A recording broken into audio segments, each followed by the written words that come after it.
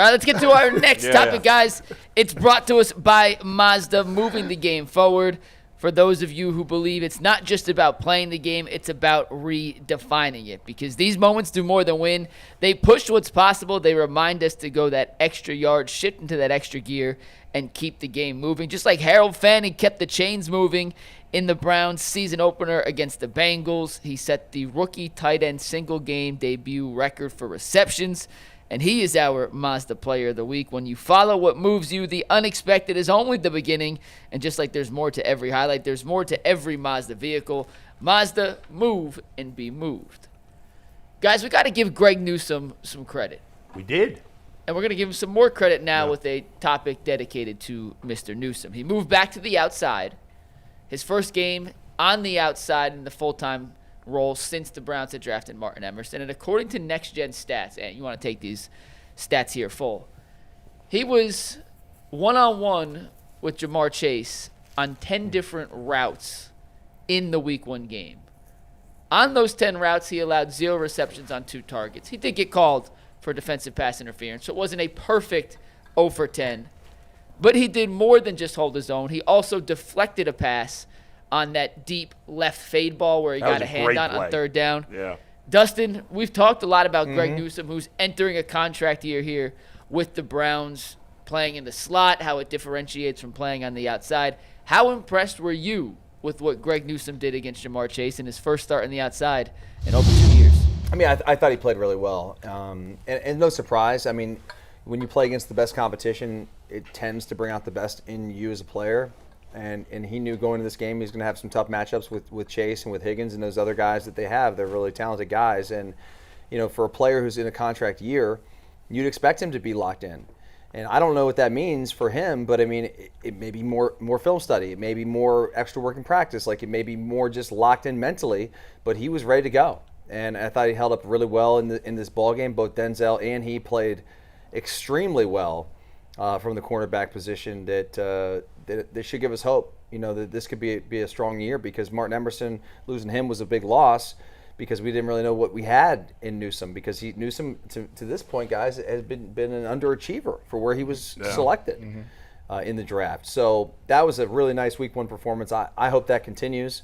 I hope this week, you know, against Baltimore and obviously Lamar, and they've got a ton of weapons on the outside too, Flowers and Bateman and all the, Hopkins, of course, I mean, they've got some weapons, there's no doubt. So it's going to be a challenge, but I like I mean, it's a good start. Put it that way, it's a good start. Yeah, I thought it was a great performance and I've been very critical of Greg Newsome over the years. So he deserves his flowers for this one. He really stepped it up. He's been saying for 2 years, hey, I want to play outside again. I want to play outside. Well, he got his chance. Now's his chance. And he backed it up. I mean, better than you could possibly do. Outside of that penalty, it was a perfect game. And that breakup he had, because, you know, Chase wasn't in the second half, frankly, Burrow didn't have much time to throw. But that was a throw that Chase is going to catch that ball. I mean, it's a tough throw, but he's going to catch that ball. That would have been a first down. The Bengals offense was just died after that. And that was such a huge play. I mean, it ultimately didn't matter, but it could have been if they had won, that would have been a kind of under the radar big play in the game. And that's a tough play, you know, to knock that ball away because at first I'm looking at TV like, how the hell did Chase not catch that? And then you see that Newsome got his hand in there. That was so impressive. Hey, you know, Tybus, man, I'm gonna talk to you on this one, man. You know, I'm a big believer in the same energy, and I've clowned Greg Newsome's L anthem, the L anthem. The L's. He was doing that. He be doing that. That's don't go chasing waterfall. That's all that is. But anyway, that's all that was. I got to keep the same energy. If I'm gonna clown you hard, I got to praise you at that same energy. Best game I done see him play. Best game I done see him play. Even he had a pick six interception to kind of help win that game against the Ravens a couple of years ago. This right here, to me, was his best game because they was already talking like, we talked all week about him, Denzel Ward traveling and doing this, that, and the third. We talk about Tee Higgins. For him to be out there making plays like that, he had the one pass interference, cool. whatever. When you dealing with when good on good, you're gonna have that. But the pass breakups, there wasn't a coverage bust, and the fact that you've been asking for this and you've been really waiting for your opportunity and for Emerson to go down, and then when you get your chance, you dealing with the Triple Crown winner, and you play like that. I gotta congratulate you, man, because that performance was the best I've seen. Like, he looked like he was locked in and focused. And what Dustin was talking about is true. Sometimes I don't play the nickel position, but I done been in a rotation where it's like, hey, we just gonna bring you in to rush the passer. That's a little easy, like, you know what I'm saying? I just get out there. But when you the corner, the real corner, like, you out there in base and nickel, ain't no hiding. It's a different level of responsibility out there. So I think I assume his preparation was excellent this week. Yeah, because he knew, like, if man, I remember there was a game that I had. This is like 2008. We were playing the Chiefs, and like we were down in the secondary, so I was actually gonna have to play some defense. Yeah. I was like. right, yeah, okay. Like, this is. I'm just like used to running down in kickoffs and stuff. You know what I mean? Not that I was like scared to do it, but I was like, okay, it's gonna be a little different deal this week. You know what I mean? Yeah, because they were gonna put me on. We were playing the Chiefs, and I was gonna have to play some dime and some nickel, and I was gonna have to like actually be on like Tony Gonzalez. Yeah. Damn. Yeah, I was like, that's a big boy assignment. So the point is, I spent a little extra time in the film room that week. Yeah. You know what I mean? Because I wanted to be locked in. So when you're going up against a guy like Ja'Marr Chase, you definitely know there's a certain level of focus. Maybe you're going to bed an extra hour early, or you're a little bit more cognizant on the hydration. Like, all those things are little details that can make a big difference for a player like Greg Newsome.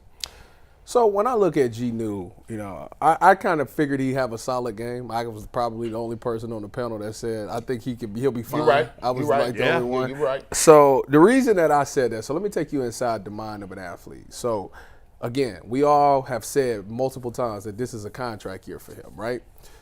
You know what happened with G New this offseason? He had a kid.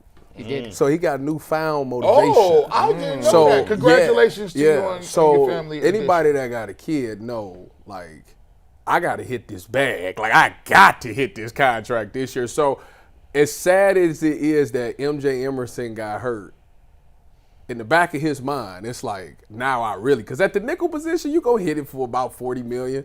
But on that outside, if you that guy on that outside, double it. We talking $80 to $100 million. So he is extremely motivated in this season. And people were down on G New, and I kept telling people, like, it's a huge difference from being on that outside to moving on that inside. It's just two totally different worlds. And you got to remember, he's been playing corner his entire life. Like, that's like riding a bike to him.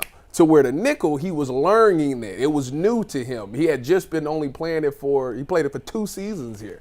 So it was going to be growing pains in there. He got a lot better at it as these 2 seasons went on, but he wanted to be on the outside. So him getting that opportunity to go back out there for him, again, he had the newfound motivation, but he understands, like, this is comfortable to me. I'm comfortable out here. I've been out here my entire life. So for him, he was able to lock back in, get his technique right, make sure that when he got his chances on Ja'Marr Chase, he was extra locked in, because this right here is what I'm going to be judged on. Whether the Browns pay me or somebody else is going to pay me, this is going to come up. What did you do against the best receiver in the league?